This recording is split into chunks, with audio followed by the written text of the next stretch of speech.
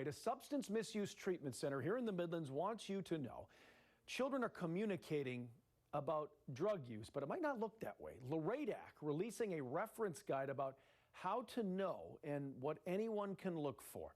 Our Brawley's Pimentel talked with LRADAC officials and a private investigator to break all of this down. What are we talking about here? LRADAC officials tell me what looks like harmless texting could actually be coded language for drug use or sales. They say young people are at risk more than ever for deadly pathways. A private investigator says parents can prevent life-threatening consequences. Now's the time for parents to be really diligent and have those conversations, know what your kids are looking at on their phone, on their tablets, even on their social media too. LRADAC's Robbie Robertson is calling on parents to pay attention to how their kids are texting. He says simple emojis like these are hiding dangerous meanings for drug use or drug sales. Robertson says they have stats that show kids experiment with illicit drugs as early as 11 years old. Often parents think their kids know what's going on.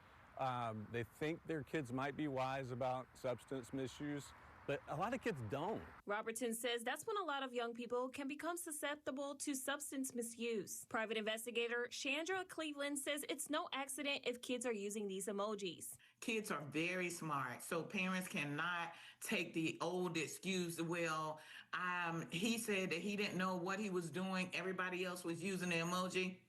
No, ma'am, that's not true. Cleveland works with a lot of parents and says they not only have to pay attention to emojis, but their child's physical behavior for signs. Parents get tunnel vision sometimes and don't think that it's that harsh drug. But the drug that is in front of every parent is that vape.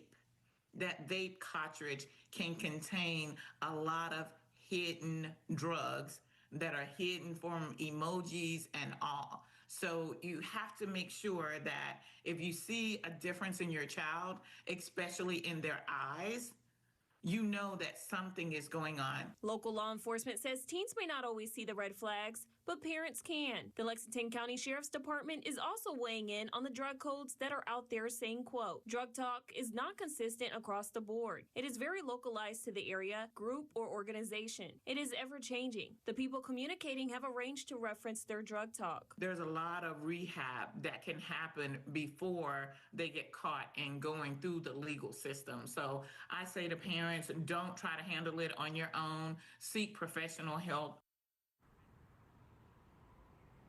LRADAC says there are resources available for children and parents to prevent drug misuse. They say one pill can truly kill, and it happens all too often. In Columbia, I'm Brawley's Pimentel. Watch Fox News, Local First.